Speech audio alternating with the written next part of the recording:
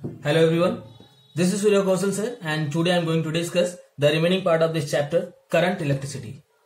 So friends, in my previous video I have discussed up to factors affecting of resistance. Okay, factors affecting of resistance. Okay, there are four factors which affect the resistance which I have discussed. First one is length of the conductor. Second, area of cross section of conductor.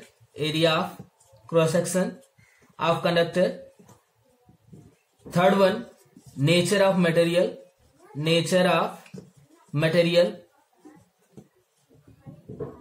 And last one is temperature of that material. Okay, temperature of conductor. So friends, in this video I am going to start from the effect of temperature on resistance. Okay, and I will give the derivation of it. Now, effect of temperature on resistance and resistivity. Okay, in some cases when we increase the temperature, resistance will also increase, but in some cases on increasing the temperature, resistance will decrease. Okay, so these two factors will be going to discuss now. Why on increasing the temperature resistance is increasing or decreasing, both factor, how it can possible. Okay, as we know, in any conductor many free electrons are present which moves here and there in zigzag path with its thermal velocity. Okay, so friends, when it is changing its position, then this electron can collide to another electron. Okay, because as we know, 10 to the power 29 electrons are present in per meter cube volume. It's very huge number. So if one electron will start to move from this point to this point, in this case there is a lot of collision between these 2 points A and B, which opposes the flow of charge, means flow of electric current. Okay, these collisions will oppose the flow of electric current in the conductor. Let us suppose this charge or this electron is moving from this point to this point and this electron is moving in this direction. Okay, when both will be collide, then this electron will turn back. Now it will collide to this electron, then also it will turn back. Okay, so on increasing the temperature, the number of collisions will increase in a conductor. Okay, number of collision will increase in a conductor. Okay, and due to lot of number of collision, it decrease the flow of electric current in this circuit or in this conductor. Okay, therefore we can say here resistance is increasing on increasing the temperature. Okay, so we can say for a conductor, on increasing the temperature, resistance will also increase. When we increase the temperature, resistance will increase. So in a simple way we can say, for a conductor, the resistance of the circuit will be directly proportional to the temperature. Okay, on increasing the temperature, the number of collision is increasing, and if the number of collision will increase, then the flow of current will decrease. Flow of current will be decrease. Okay, and according to Ohm's law, V is equals to R into I. So here R will be equals to V upon I. So here we can say the electric current flowing through the circuit is inversely proportional to the resistance of the circuit. So when electric current is decreasing on increasing the temperature, so resistance will be increase on increasing the temperature. Let us suppose a conductor having length L and uniform of cross section capital A. Okay, a conductor having length small l and its area of cross section is uniform, which is capital A. Suppose it has 1 ohm resistance. Okay, this conductor has 1 ohm resistance. So when we increase the temperature delta T, which is equals to 1 degree centigrade, then the increase in resistance can be right here alpha. Okay, alpha is the temperature coefficient of resistance. It is the temperature coefficient of resistance,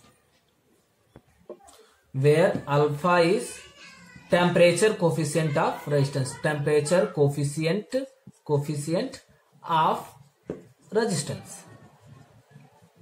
Okay. On increasing 1 degree centigrade,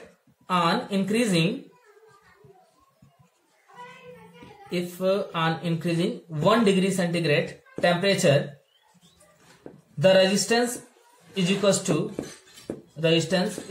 to alpha. Then on increasing delta T temperature, resistance can be right here alpha into delta T. Okay, because here on increasing 1 degree centigrade temperature, the resistance is increasing alpha. So on increasing delta T temperature, it can be right here alpha into delta T. Okay. Here 1 ohm of resistance is increasing by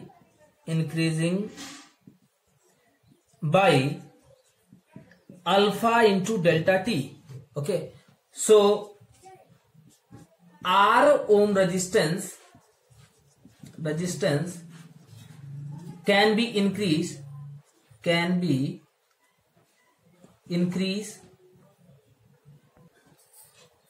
R alpha into delta T. Okay, so the increase in resistance will be equals to R alpha into delta T at temperature delta T.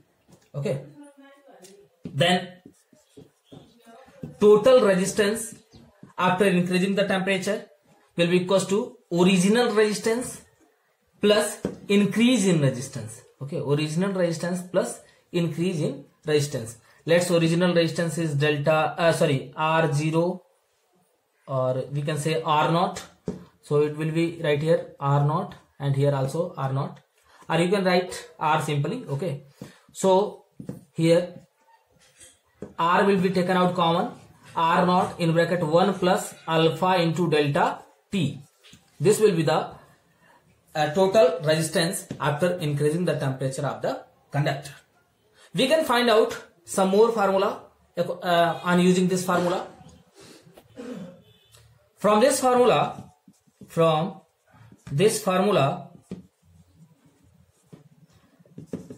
total resistance will be equals to R0 plus R0 alpha into delta T. We can derive some more formula. So here total resistance minus R0 will be equals to R0 alpha into delta T. Okay, so here we can write alpha will be equals to total resistance minus R0 upon R0 into delta T. This will be another formula for find the coefficient of temperature. Okay, from this formula also you can find the change in temperature. So here change in temperature can be right total resistance minus original resistance divided by alpha into R0. This will be formula for change in temperature. Okay, so on increasing the temperature, we are seeing here the resistance of the conductor will be increased. As we know, resistance will be equal to rho L by A. Rho is resistivity. Okay, here length is constant and area of cross section is also constant. So you can say here R is directly proportional to rho. Okay, R is directly proportional to rho. So according to this formula, we can write here similarly rho can be right here rho naught plus rho naught alpha into delta t, because at the place of resistance we can write resistivity, the value of resistivity rho, because both are directly proportional to each other if length and area of cross section is constant here. Okay, so here we can write rho minus rho naught will be equals to rho naught alpha delta t. So from this formula also we can find the temperature coefficient, rho minus rho naught upon rho naught into delta t. This will be the correct formula for temperature coefficient alpha. Okay, or also we can find some more formula due to this relation.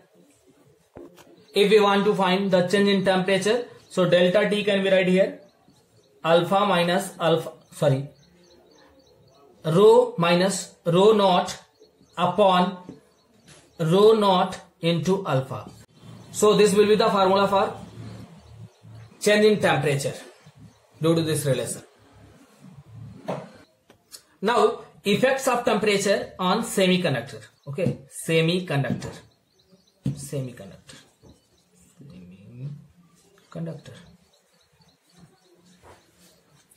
In the case of semiconductor, on increasing the temperature, the value of resistance will decrease. Okay, means here temperature will be inversely proportional to resistance of the circuit in the case of semiconductor. What is the main reason behind it?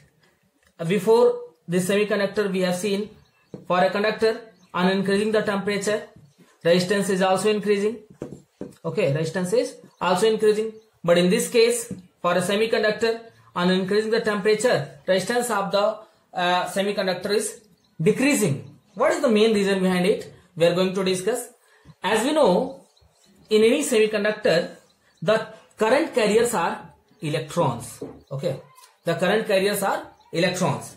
As you know, in a semiconductor, electron hole pairs are present, which will be discussed in 14th chapter of class 12th semiconductor. Okay, it will be discussed in very detail. So as we know, in a semiconductor, electron hole pairs are present and also some free electron can be present. So when we increase the temperature of semiconductor, then these electron hole pair can release its electron. Okay, on increasing the temperature. We are looking here on increasing the temperature. Also, the speed of free electron will be increased, and the number of free electron will be also increased. Okay, so the speed of, or the increasing speed of free electron will decrease the flow of current. But the number of excess electron will increase the electric current. Okay, here the increasing of electron will be dominant, therefore the electric current will be increased.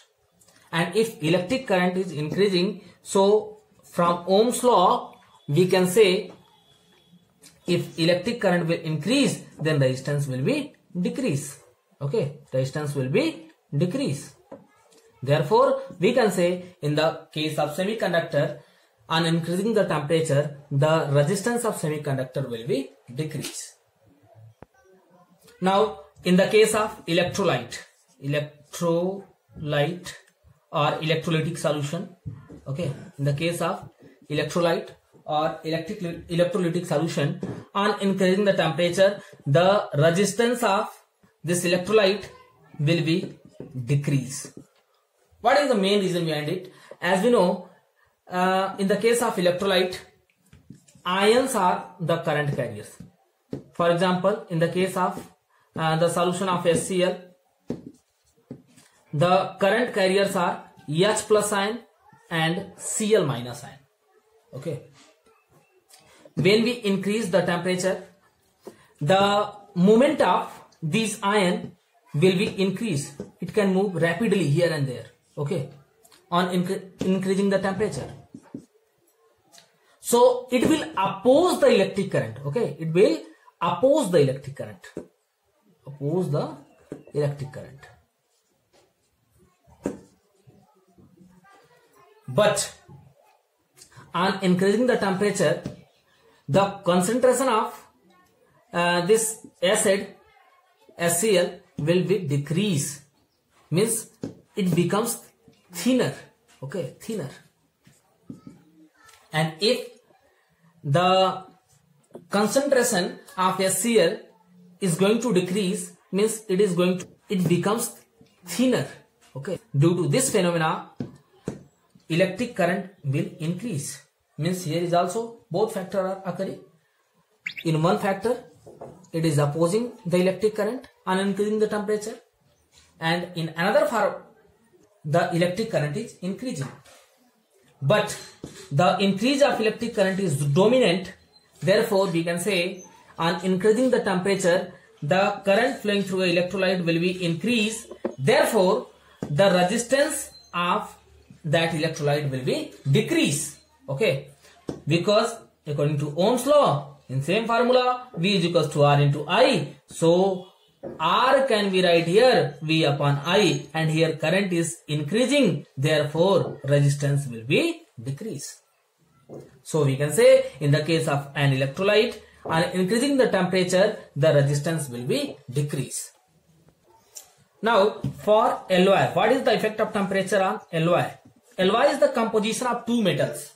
Okay, when two metals will combine together, then they will form an alloy. Okay, the temperature coefficient of alloy is very negligible. Okay, it is negligible. The temperature coefficient alpha for an alloy is negligible, and as we know, R total resistance RT will be equals to R naught plus R naught alpha into delta T. If the value of this temperature coefficient alpha is negligible, so we can say this term will be negligible. Okay, and if this term will be negligible, so you can say total resistance will be nearly equal to original resistance of the alloy. Therefore, we can say there is no change in resistance on increasing the temperature. Okay, when we increase the temperature or we decrease the temperature, in both phenomena, the resistance of an alloy will be same, remain same.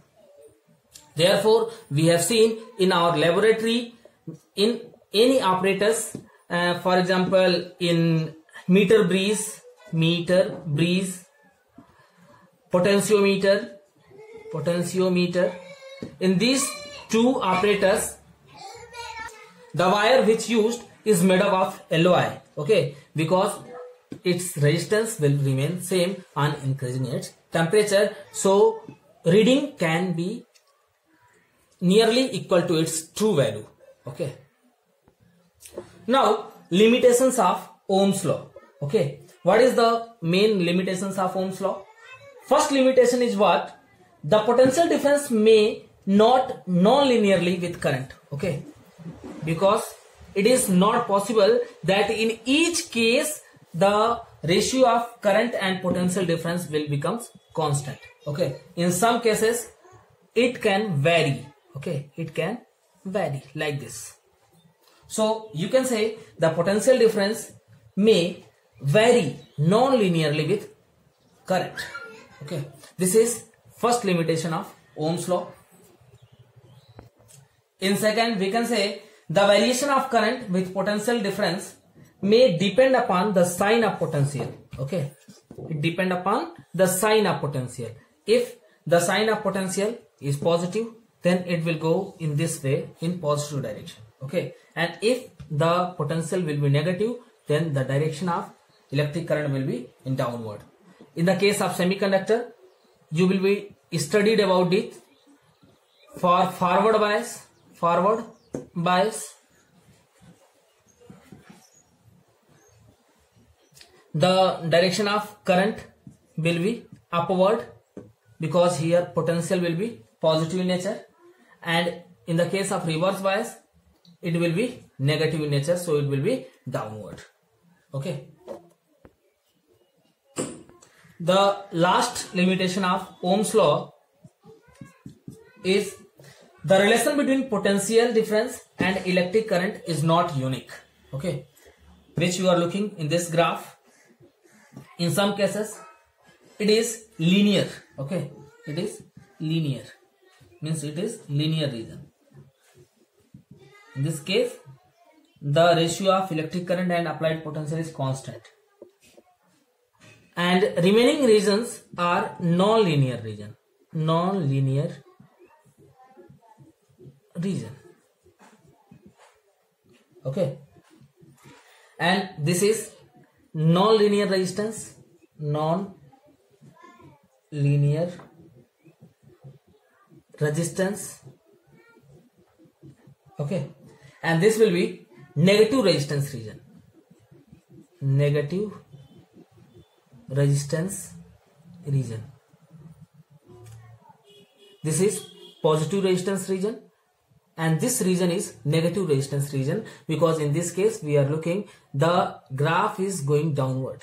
Okay, so it will be negative resistance region, and this will be positive resistance region, because here the resistance is going to increase in the graph. So I just want to clear one more thing. The effect of temperature on resistivity by graph for metal,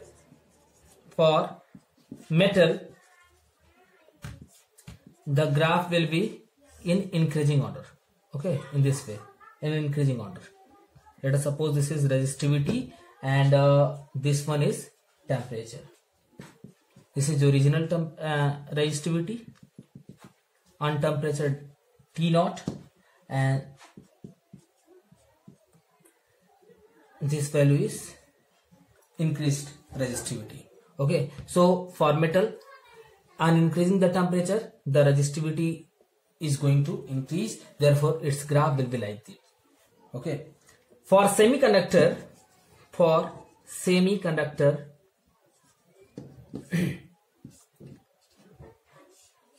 the graph will be like it.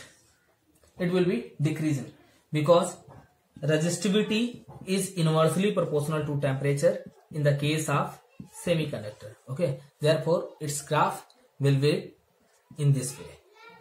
And for alloy,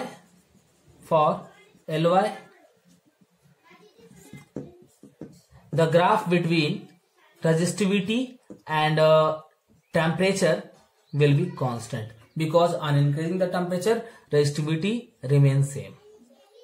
It will be nearly equal to its original resistance. Therefore, we can say its graph will be constant. It will be constant. Now, relation between current density, it is J, represented by J, sigma means conductivity, and electric field intensity. Okay, it is also called microscopic form of Ohm's law. As we know that electric current flowing through the circuit will be equals to ANEVD. Okay, ANEVD, which we have already studied. So I can be right here NAE at the place of VD. We can write the value of VD. It is E into capital E divided by M into tau. So it can be right here ANE square tau upon M into E. Okay, now it will go in this region. So I upon A will be equals to NE square tau upon M into capital A, and this is the value of conductivity. Okay, since sigma is equals to NE square tau upon M. Okay, so and I upon A is called current density J. So at the place of I upon A, we can write J is equals to sigma into capital E. This is the relation between J, sigma and E. which stands for J is for current density, sigma is for conductivity, and E is for electric field intensity. Also in the form of resistivity we can write J is equals to 1 upon rho into capital E, because as we know the value of sigma is also equals to 1 upon rho. So at the place of sigma we can write 1 upon rho. So J will be equals to 1 upon rho into capital E. So this is the relation between current density, conductivity and electric field intensity, and this is also called microscopic form of Ohm's law. Two more definitions are there. One is electrical energy, another one electric power. So friends, what do you mean by electrical energy? Electrical energy, here one term is energy. What do you mean by energy? The ability to do work is known as energy. Okay, as we know, the ability to do work is known as energy. So in simple way we can say the ability of doing electrical work done. Okay, the ability of doing electrical work done is called electric energy. And what is electric power? The rate of doing electrical work done. Okay, the rate of doing electrical work done is called electric power. So you can say power will be equals to work done per unit time, means the rate of doing work. Okay, according to Ohm's law,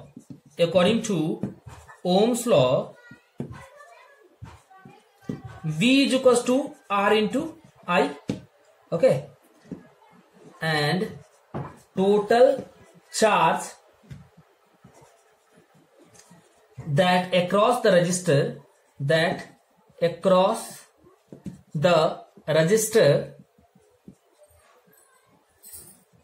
is given by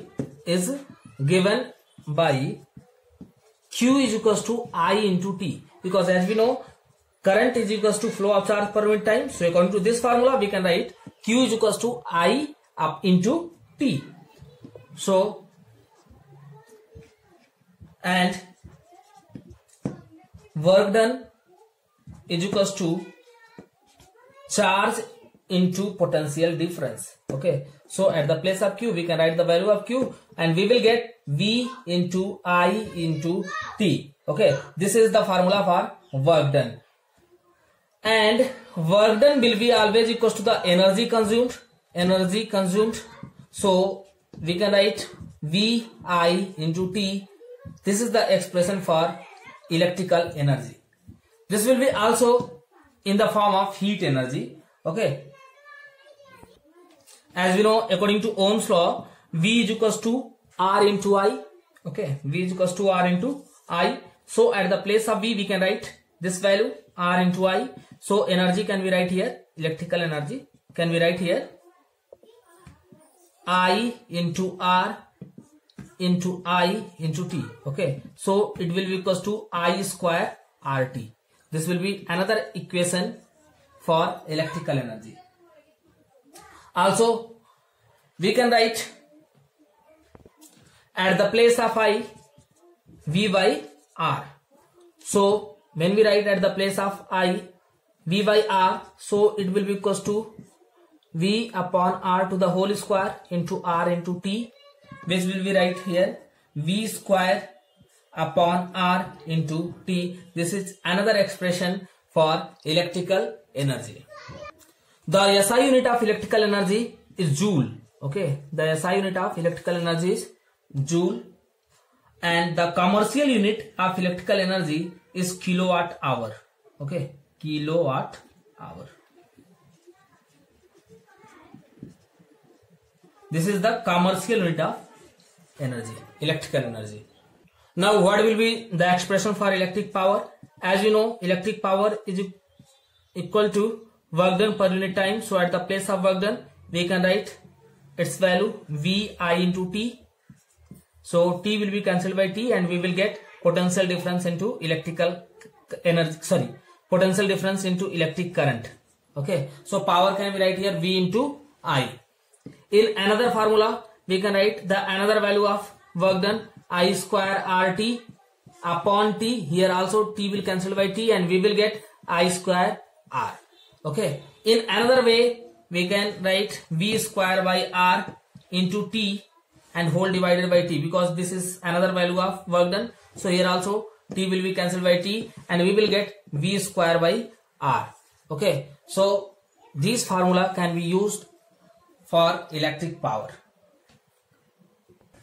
The SI unit of electric power is watt. Okay. The SI unit of electric power is watt. It can be represented by capital W. So the remaining part of this chapter will be discussed in my next video. So friends, thank you.